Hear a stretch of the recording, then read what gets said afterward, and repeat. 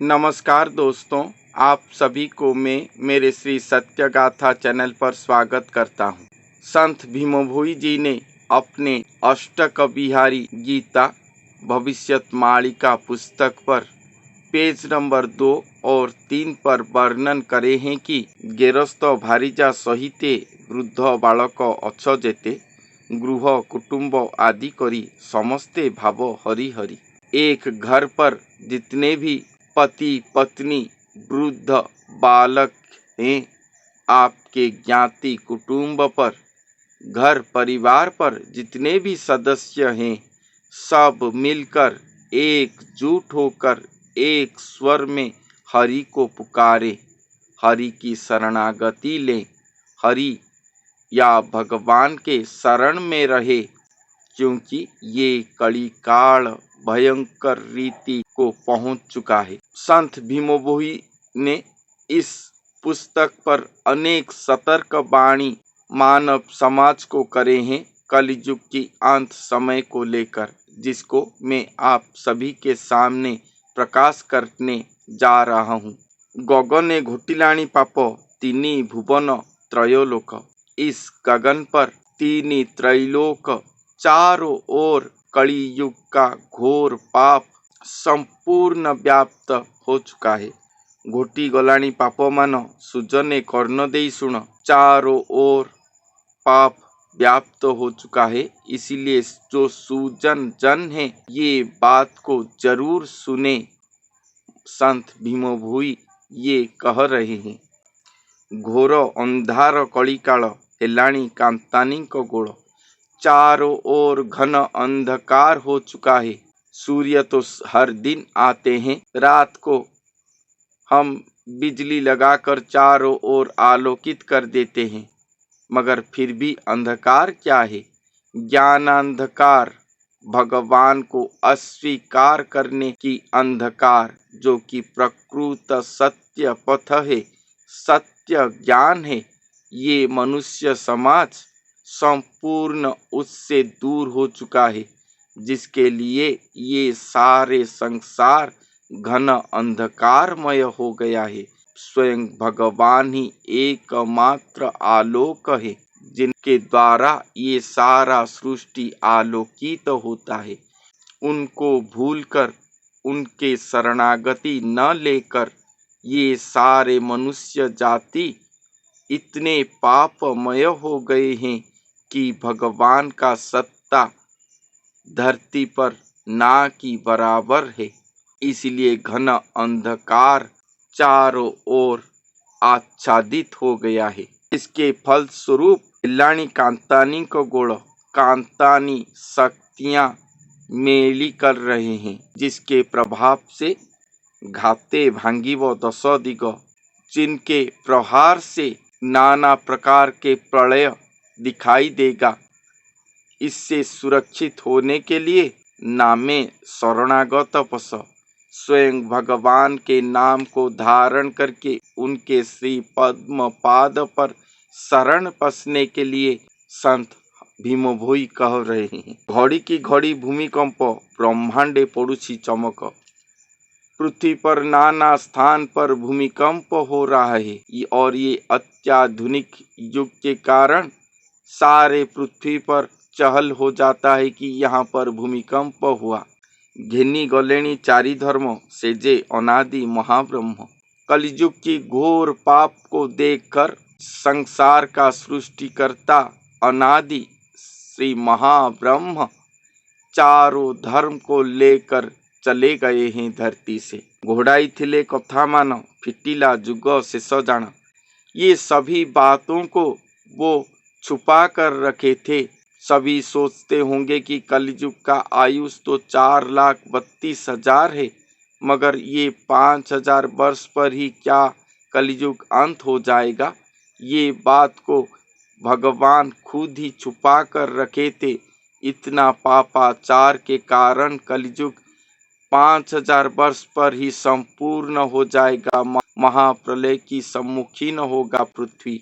ये बात को भगवान खुद छुपा कर रखे थे, जो अंतिम समय पर सभी के सामने आ रहा है। घुमाई जिबे नरवंश अधिक कहिबी मुकीश। ये सारा नर जाति भूमित अवस्था पर रहेंगे, अर्थात जैसे लोग काम करते करते सो जाते हैं, बैठते बैठते सो जाते हैं, बच्चे पढ़ते पढ़ते सो जाते हैं, उसी तरह ये मनुष्य जाति सो गया है। महापुरुष अच्युतानंद दास जी ने भी लिखे हैं कि घुमा रोग व्याप्त होगा संसार पर। इसको हिंदी पर क्या कहते हैं मुझे पता नहीं, कि ये नरवंश घुमा रोग पर आक्रांत होगा। अधिक कहिबी मुकीश, महापुरुष कहते हैं कि इससे अधिक में क्या कहूँ, संसार पर ये सभी दिखाई देगा। अग्नि रे पुड़ुछि संसार, नेत्र रे देखो सुध नीर। अग्नि पर दहन हो रहा है ये संसार। कहीं जंगल पर आग लग रहा है तो कहीं बड़ा बड़ा बिल्डिंग आग पर भस्म हो रहा है। गांव गांव घर पर अग्नि प्रखर हो रहा है, घर द्वार जलकर भस्म हो रहा है। ये सब देखने को मिल रहा है। अंगरे तपन दहुछि, देवी हेंगुल बरसुछि। सूर्य का रौद्र ताप इतना प्रखर हो रहा है कि मनुष्य का शरीर और संभाल नहीं पा रहा। हर मनुष्य का शरीर रौद्र ताप पर दहन हो रहा है। उधर हिंगुला देवी अग्नि बारिश कर रहे हैं धरती पर। अन्याय मान जहु कल, फलु अच्छई से ही फल। ये बेशक अपने आप नहीं हो रहा है, ये जो भी हो रहा है मनुष्य कृत हो रहा है। केवल ही केवल ये मनुष्य जाति इसके लिए दायी है, क्योंकि धरती पर रहकर जितने अन्यायी हुए हैं, जितने पापाचार कर्म करे हैं, पापमुखी हुए हैं, ईश्वर को भूल के उनके निंदा किए हैं, उनके अस्तित्व को अस्वीकार किए हैं, उसी का फल ये दृश्य हुआ है।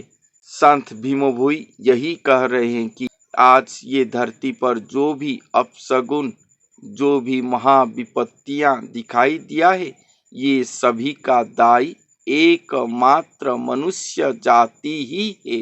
अन्यथा नोहे एहु वाक्य, सुजने कर हे विवेक। ये कोई अन्यथा वाक्य नहीं है, इसलिए सुजन जन इसके विषय पर विचार करे, अपने विवेक पर विचार करे। संत भीमभोई कह रहे हैं, चापी आसुची बढ़ी प्राय, धर्म रे हेला नुह किए।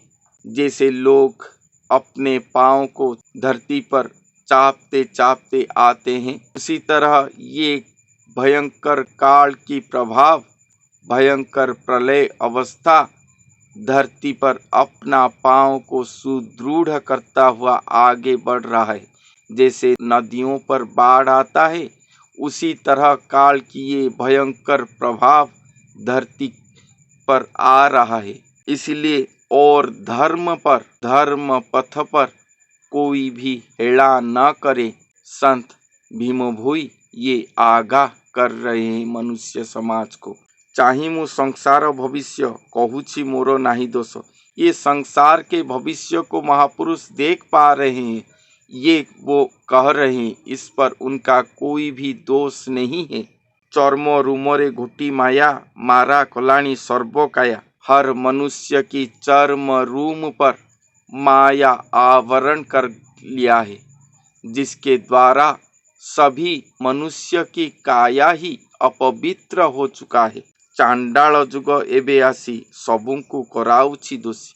ये कलिकाल चांडाल युग हो चुका है।